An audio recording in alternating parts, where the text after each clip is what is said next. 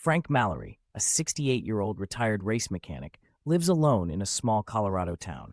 His garage, filled with tools, car parts, and trophies, is silent.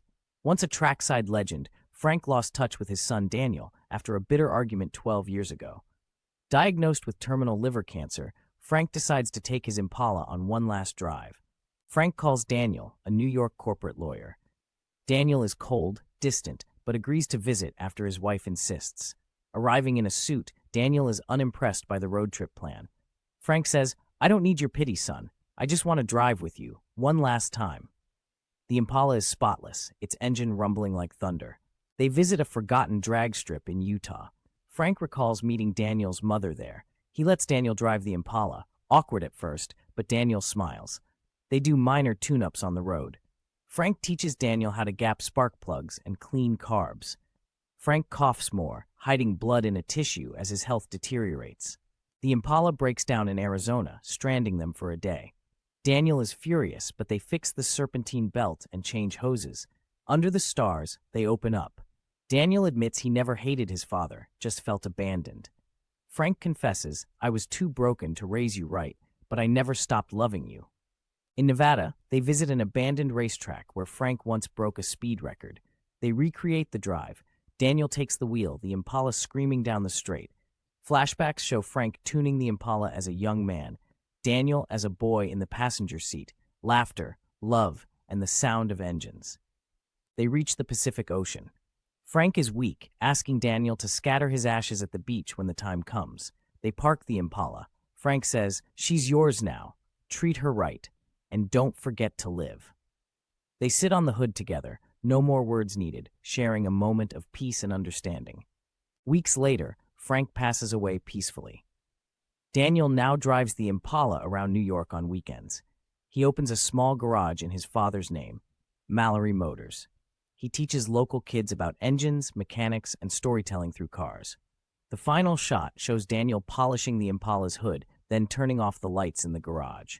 Jack visits Ryan's apartment after not seeing him in over a year. He tells Ryan bluntly, "I want to take a trip, one last ride, just me, you, and the Charger." Ryan scoffs, "A road trip? With you?" Jack reveals he's been diagnosed with Parkinson's. Not terminal, but progressive. Ryan reluctantly agrees, only for a few days. Jack has spent months restoring the Charger, still runs like a beast. Cue slow blues music as they pull out of LA at dawn. The first leg of the journey is tense. No conversation. Ryan's on his phone. Jack hums along to the radio. Tension. Jack asks about Ryan's fiancée. Ryan says they broke up, probably because I turned into you. Car detail. Small overheating issue. Jack pulls over and fixes it with an old rag and wrench. Ryan watches, impressed despite himself. Nightfall. They sleep under the stars near the desert. Jack tells the story of how he won the Charger in a race back in '76. Was the only thing I ever truly won in life. Route, Joshua Tree, Phoenix, Arizona. They visit a closed drag strip where Jack once raced. Overgrown weeds, broken stands, flashback storytelling, Jack's street racing days. Getting arrested once, missing Ryan's 7th birthday because of a race. Ryan's anger rises. "You chose a car over your own son." Jack says nothing, just hands Ryan the keys. "Show me what you got." Ryan drives the Charger on the strip, nervously at first, then full throttle. Route, Arizona, New Mexico. They stay at a roadside motel. Jack used to take Ryan and his late mother to during better times. Conflict. Ryan discovers Jack kept old drawings Ryan made as a child in the glove box. Jack finally apologizes for being absent. "I didn't know how to be a father. I only knew how to drive forward, not look back." Ryan's breakdown. He confesses he became successful to prove he didn't need Jack. Route, New Mexico, Texas. The Charger breaks down near Amarillo. Fuel pump issues. Jack's hands tremble too much to fix it.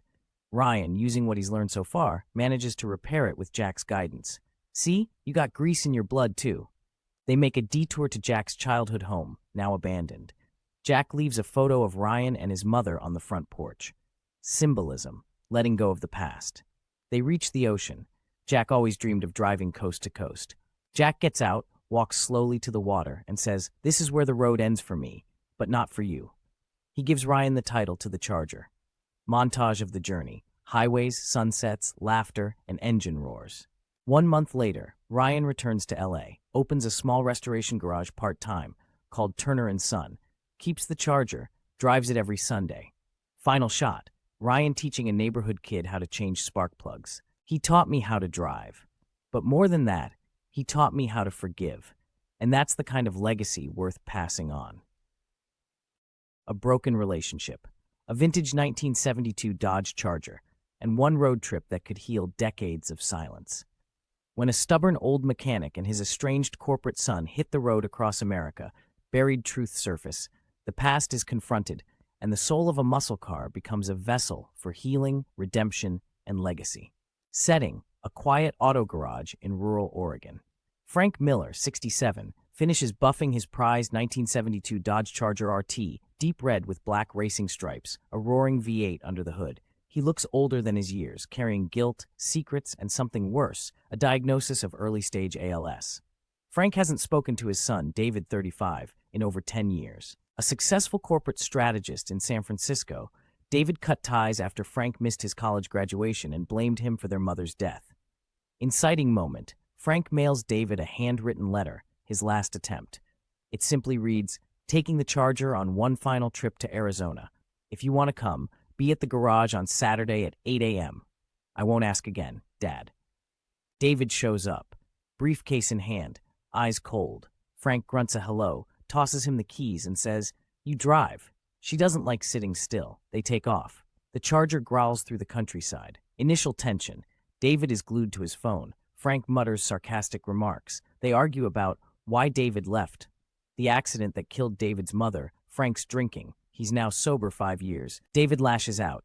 "You cared more about this car than you ever did about your family." Silence. Car detail. Frank describes how he rebuilt the Charger from scraps with his wife. "This car has her fingerprints, and mine." Route, Oregon, Idaho. First stop, a diner they used to visit when David was 10. Frank awkwardly orders David's childhood favorite, root beer float. David finally asks, "Why now?" Frank doesn't answer. Instead, he tells a story about the first time the Charger raced a quarter-mile. Flashback montage, young Frank racing illegally, fixing engines in bare-bones garages, his wife smiling as she holds David in her arms at a racetrack. David softens slightly. Route, Idaho, Utah. In the dead of night, on a desolate road, the Charger sputters and stalls. They're stranded. Frank curses. His hand trembles. David realizes something's wrong, physically. Frank finally confesses. "It's ALS, son. The doc gave me a year, maybe less. I'm burning time and gas." David is stunned. Instead of panicking, they pop the hood. For the first time in years, they work together. Father guiding, son learning. Grease under fingernails becomes therapy. They fix the loose ignition wire. Emotional moment. David, "I didn't come for you. I came to say goodbye. But now, I don't know."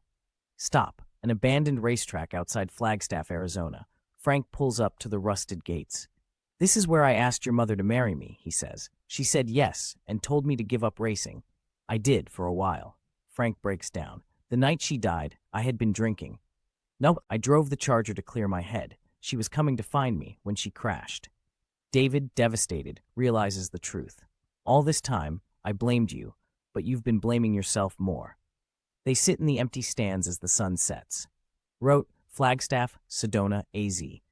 Their final destination is a scenic mountain lookout where Frank and his wife used to camp. It overlooks an endless stretch of desert sky. Frank hands David an envelope, the title to the Charger. "She's yours now. But don't just keep her in a garage. Drive her, share her, teach your future kids how to shift gears." Frank is weak but smiling. David hugs him for the first time in decades. 1 year later, Frank has passed. David is now the quiet owner of a weekend garage in Northern California called Legacy Motors. He teaches local teens how to fix old cars. On Sundays, he drives the Charger with his daughter beside him, teaching her to listen to the engine, just like Frank once did. Final scene. Wide shot of the Charger driving along the Pacific Coast Highway. David in sunglasses, his daughter's laughter echoing through the open windows. "He left me a car, 1,000 stories, and a second chance. Turns out, it's never too late to shift into a better life." Fade out.